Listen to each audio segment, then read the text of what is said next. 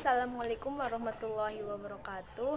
Langsung saja ya, di sini saya akan membahas materi tentang pembelajaran yang berpusat pada siswa dan konstruktivis. Yang pertama akan kita bahas yakni pandangan konstruktivis terhadap pembelajaran. Pandangan konstruktivis terhadap pembelajaran yaitu sebuah pandangan yang dimana menekankan pembelajaran itu berpusat pada siswa. Jadi guru hanya memberikan sedikit pengetahuan kepada siswa, kemudian siswa diharuskan berperan aktif dalam pembelajaran tersebut dan mampu mengembangkan pengetahuan yang telah diberikan guru untuk menjadi miliknya sendiri. Ya, selanjutnya ada akar sejarah konstruktivis. Akar sejarah konstruktivis di sini didasarkan pada dua pandangan yaitu Vygotsky dan Piaget. Yang pertama ada pembelajaran sosial. Pembelajaran sosial yakni pembelajaran yang menekankan pada hakikat sosial. Jadi siswa itu belajar melalui interaksi dengan teman sebayanya ataupun dengan orang dewasa di sekitarnya. Contohnya yaitu pada saat pembelajaran kooperatif. Jadi pada saat pembelajaran kooperatif pastikan timbul sebuah interaksi antara teman satu dengan teman yang lain. Kemudian dalam kegiatan pembelajaran dengan guru sendiri juga akan menimbulkan sebuah interaksi antara siswa dan guru itu. Kemudian yang kedua ada zona perkembangan proksimal. Zona perkembangan proksimal yaitu keadaan di mana siswa itu tidak dapat mengerjakan tugasnya sendiri sehingga ia melibatkan seorang di sekitarnya untuk membantunya menyelesaikan tugasnya. Contoh ya, seorang siswa diberi tugas matematika oleh gurunya, tetapi dia tidak dapat mengerjakannya sendiri sehingga dia meminta bantuan kepada gurunya tersebut. Ya, selanjutnya ada model teori konstruktivisme.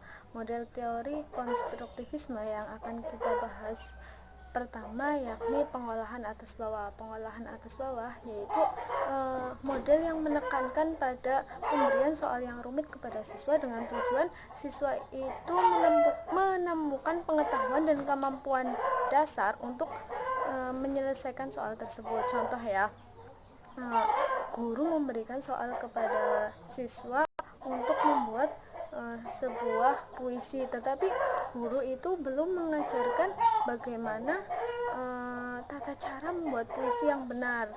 Nah, setelah siswa mengerjakan tugas tersebut untuk membuat puisi, baru kemudian guru menjelaskan materi tata cara pembuatan puisi.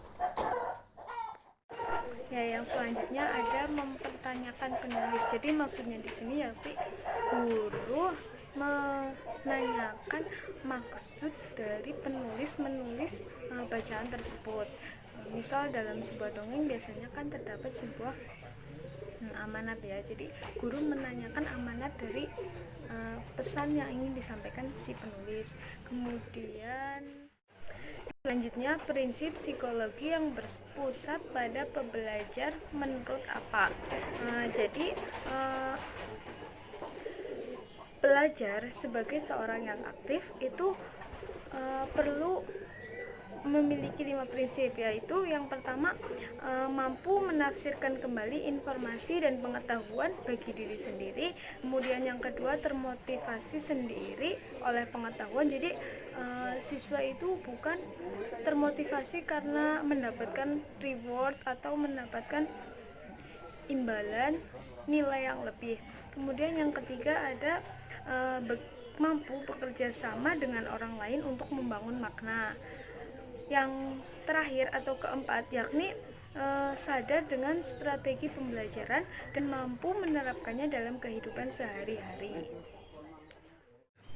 Ya, yang selanjutnya ada metode konstruktivis di bidang isi pembelajaran. Yang pertama ada pengajaran timbal balik di bidang membaca. Jadi guru itu meminta siswa untuk membaca sebuah bacaan, kemudian di sela-sela membaca guru memotongnya dan memberikan pertanyaan kepada siswa. Nah, setelah siswa berhasil menjawab, guru mengambil alih peran siswa. Jadi siswa mengambil alih peran guru. Jadi giliran siswa yang menanyakan apa yang ingin ditanyakannya kepada guru mengenai apa yang telah dibaca tersebut. Ya, yang selanjutnya ada pembelajaran pengaturan diri. Jadi pembelajaran pengaturan diri yaitu pengetahuan siswa tentang strategi pembelajaran yang efektif dan bagaimana serta kapan siswa menggunakan pengetahuan tersebut. Contoh ya, dalam permainan sepak bola, siswa diharapkan mampu mengatur strategi untuk dapat melawan lawannya walaupun berada di bawah tekanan lawan. Kemudian yang kelima ada penanggaan. Penanggaan di sini yakni bagaimana seorang guru mampu memberikan masalah kepada siswa dan siswa mencoba untuk menemukan masalah tersebut. Contoh, siswa diberikan topik untuk dianalisis permasalahannya, kemudian siswa diminta untuk memaparkannya di depan kelas. Ya, yang selanjutnya ada model proses penulisan. Jadi guru meminta siswa untuk membaca sebuah bacaan, kemudian siswa itu merencanakan, menulis, merevisi, mengedit, dan menertibkan suatu karangan. Jadi agar siswa tahu bagaimana di mana letak titik, koma, dan lain-lain. Kemudian yang keempat ada pendekatan konstruktivis di pengajaran matematika di sekolah dasar. Nah, biasanya itu guru membagi siswa menjadi beberapa kelompok, kemudian guru memberikan soal dan siswa diminta untuk mendiskusikan bagaimana cara mengerjakan soal tersebut. Kemudian yang keempat ada pendekatan konstruktivis dalam ilmu pengetahuan alam. Nah, ini biasanya diterapkan pada saat mengerjakan suatu penelitian ya. Jadi guru membagi siswanya menjadi beberapa kelompok, kemudian siswa diminta guru untuk meneliti sesuatu dalam suatu pembelajaran dalam ilmu pengetahuan alam.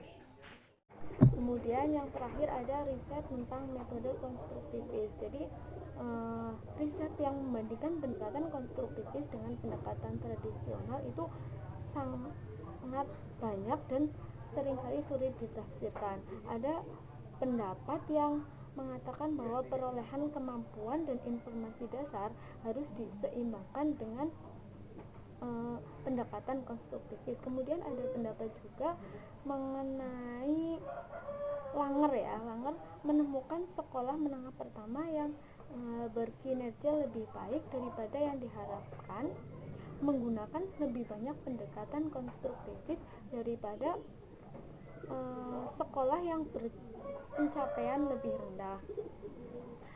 Namun ada studi lain yang menemukan hasil yang lebih baik untuk pengajaran eksplisit daripada pendekatan konstruktivis.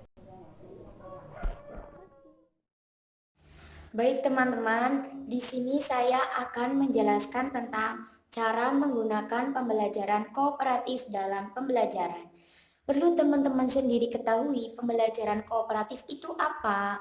Pembelajaran kooperatif itu di mana seluruh siswa dibagi menjadi beberapa kelompok, yang di mana dalam kelompok tersebut terdapat individu-individu yang memiliki kepribadian yang berbeda-beda.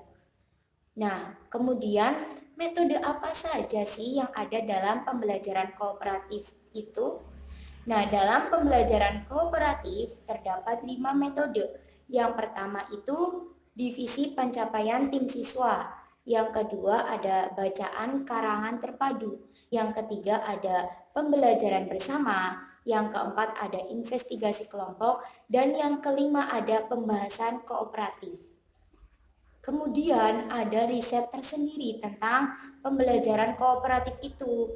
Nah, jadi riset membuktikan bahwa pembelajaran kooperatif ini memiliki dampak positif dalam hasil belajar. Karena apa? Karena ini merupakan di mana siswa dibagi menjadi beberapa kelompok. Nah, dampak positif itu ada baik untuk siswa itu sendiri maupun bagi hubungan antar kelompok maupun bagi siswa yang memiliki kebutuhan khusus. Terima kasih.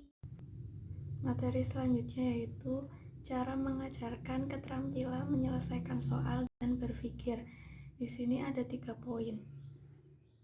Yang pertama yaitu proses penyelesaian masalah. Nah, dalam proses penyelesaian masalah ini dibagi menjadi 4. Yang pertama ada strategi umum penyelesaian masalah. Dalam strategi umum penyelesaian masalah ini dikenal dengan strategi 5 langkah atau yang biasa disebut dengan ideal. I yaitu identifikasi, D yaitu definisi, E eksplorasi, A antisipasi, L lihat kembali. Lalu yang kedua ada analisis sarana tujuan. Ini merupakan teknik penyelesaian masalah yang mendorong identifikasi tujuan yang akan dicapai dan kira-kira apa sarana yang diperlukan untuk pemecahan masalah. Lalu yang ketiga ada menggali informasi yang relevan. Begitu kita tahu apa yang relevan dan apa yang tidak relevan, maka kita akan lebih mudah dalam pemecahan masalah. Lalu yang keempat ada menyajikan masalah. Menyajikan masalah ini bisa dalam bentuk grafik, bahkan alur, dan sebagainya. Lalu yang kedua ada mengajarkan penyelesaian masalah kreatif. Nah, di sini ada beberapa strategi dalam penyelesaian masalah kreatif. Yang pertama yaitu inkubasi. Inkubasi yaitu tidak tergesa-gesa dan tidak terburu-buru dalam menyelesaikan masalah. Lalu penangguhan penilaian.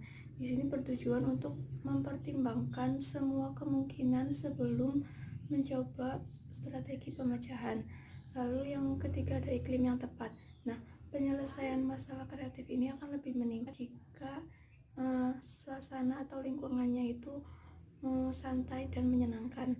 Lalu yang keempat ada analisis. Ini merupakan metode yang sering digunakan dalam penyelesaian masalah kreatif.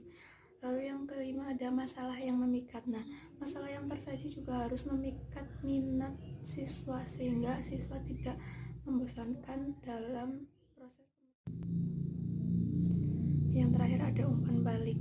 Nah, dengan memberi banyak jenis masalah yang berbeda-beda, namun kita sebagai pendidik juga harus memberikan umpan balik terhadap proses yang para murid kita gunakan, para siswa kita gunakan dalam pemecahan masalah, sehingga kita tahu prosesnya bagaimana mereka sampai kepada jawaban yang benar. Poin terakhir yaitu ada mengajarkan kemampuan berpikir. Nah, mengajarkan kemampuan berpikir di sini ada berpikir kritis. Nah, berpikir kritis ini berarti kita berpikir secara mendalam sampai ke akar-akarnya. Nah, dengan meningkatkan kemampuan siswa untuk berpikir kritis, maka siswa dapat mengambil keputusan yang lebih rasional dan lebih masuk akal.